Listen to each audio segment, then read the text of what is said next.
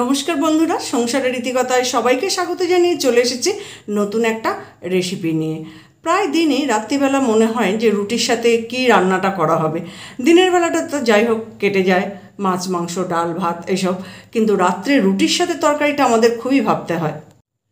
আজ আমি আপনাদের সেরকমই একটা রেসিপি দেখাবো, যেটা কিন্তু ভাতের সাথে বলবো না, ভাতের সাথে খাওয়া যায়, তবে বেশি ভালো লাগবে রুটি, লুচি, পরোটা, যে কোনো কিছুর সঙ্গেই খান না কেন খুবই ভালো লাগবে।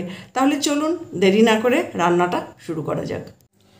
এখানে আমি নিয়েছি কুমড়োগুলো এই যে এরকমভাবে পিস করে কেটে নিয়েছি, আর একটা মিডিয়াম সাইজের আলু এরকম টুকরো করে কেটে নিয়েছি, আর এখানে বাটিতে নিয়েছি হাফ বাটি মুগ ডাল। চলুন তাহলে এবার রান্নাটা শুরু করা যাক। এখানে আমি গ্যাসের উপর একটা কড়াই বসিয়ে দিয়েছি, এবার দিয়ে দিলাম মুগ ডালগুলো এবার আমি একটু শুকনো ভেজে নেব।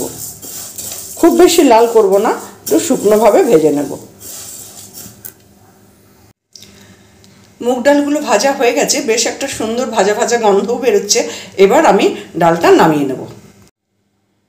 ভাজা মুগ ডালগুলো তো নামিয়ে নিলাম, এবার জল দিয়ে ভালো করে ধুয়ে নেব। এবার আমি ওই কড়াইয়ের মধ্যে দিয়ে দিলাম সর্ষের তেল। তেলটা গরম হয়ে গেছে, এবার যে কুমড়োগুলো কেটে রেখেছিলাম সেই টুকরোগুলো দিয়ে ভেজে নেব। সব কুমড়োগুলো দিয়ে দিয়েছি, এবার ভাজবো। এবার দিয়ে দিলাম হাফ চামচ নুন। কুমড়োগুলো লাল লাল করে ভাজা হয়ে গেছে, এবার আমি তেল থেকে তুলে নেব। এবার আমি ওই তেলের মধ্যে দিয়ে দিচ্ছি কেটে রাখা আলুগুলো।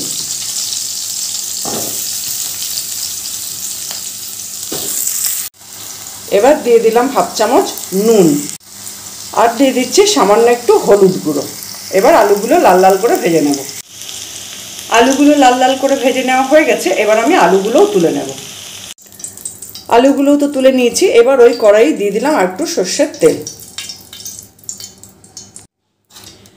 এবার আমি এখানে ফোড়নের জন্য নিয়েছি একটা শুকনো লঙ্কা, একটা তেজপাতা, দু টুকরো দারচিনি, একটা ছোট এলাচ, আর সামান্য একটু গোটা জিরে, ওগুলো দিয়ে দিলাম। এবার ফোড়নটা একটু ভালো করে ভেজে নেব।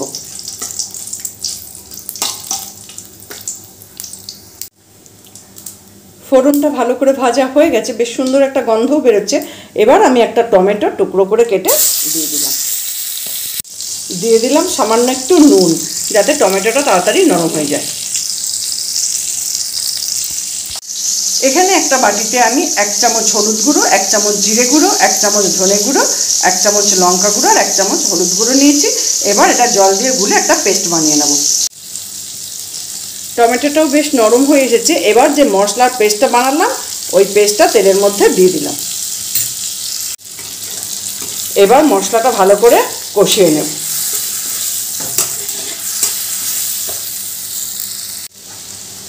মশলাটা ভালো করে কষানো হয়ে গেছে, তেল ছাড়তেও শুরু করেছে। এবার আমি যে মুগ ডালগুলো ভেজে রেখে দিয়েছিলাম জলে ধুয়ে, এবার সেই মুগ ডালগুলো দিয়ে দিলাম। দিয়ে মশলার সাথে ভালো করে কষিয়ে নেব। মুগ ডালগুলো মশলার সাথে ভালো করে কষানো হয়ে গেছে, এবার যে আলুগুলো ভেজে রেখেছিলাম আলুগুলো দিয়ে দিলাম। আলুগুলো দিয়ে আবারও ভালো করে কষিয়ে নেব। আলুগুলোও আমি মশলার সাথে ভালো করে কষিয়ে নিয়েছি। এবার আমি দিয়ে দিচ্ছি 1 বাটি জল। দিয়ে দিলাম হাফ চামচ নুন। নুনটা একটু পরিমাণটা বুঝে দিতে হবে, কারণ কি আমি যখন কুমড়ো ভেজেছিলাম, আলু ভেজেছিলাম, সবেতেই নুন দেওয়া আছে, ওই জন্য বেশি দিলাম না, সামান্য একটু দিলাম। এবার আমি একটা ঢাকা দিয়ে দেবো মুগ ডাল আর আলুটা একটু নরম হওয়া পর্যন্ত। মুগ ডাল আর আলু আধ সিদ্ধ হয়েই এসেছে, এই যে মোটামুটি হয়েই এসেছে। এবার আমি দিয়ে দিচ্ছি ভেজে রাখা কুমড়োগুলো যে ভেজে রেখেছিলাম সেগুলো দিয়ে দিলাম। ভেজে রাখা কুমড়োগুলো তো দিয়ে দিয়েছি। এবার দিয়ে দিলাম 1 চামচ চিনি। চিনির পরিমাণটা আপনারা যে যেরকম খান সেরকম অনুযায়ী দেবেন। এবার আমি দিয়ে দিলাম একটা লঙ্কা। এবার দিয়ে দিলাম হাফ চামচ গরম মশলার গুঁড়ো। এবার দিয়ে দিলাম 1 চামচ ঘি। এবার আমি এই ঘি গরম মশলাটা একটু ভালো করে মিশিয়ে নেব। আমার আজকের এই রেসিপিটা একদম রেডি হয়ে গেছে। এবার আমি যে ঘি গরম মশলাটা মেশালাম সেই জন্য ঢাকা দিয়ে 5 মিনিট স্ট্যান্ডিং টাইমে রেখে দেবো। তবে এই রান্নাটা কিন্তু একটু এরকম গা মাখাই হবে, খুব বেশি ঝোল হবে না। একদম রেডি হয়ে গেল খাওয়ার জন্য। এবার শুধু পরিবেশনের অপেক্ষা। রুটির সাথে খেতে তো ভীষণ ভালো লাগে, পরোটার সাথেও ভীষণ ভালো লাগবে।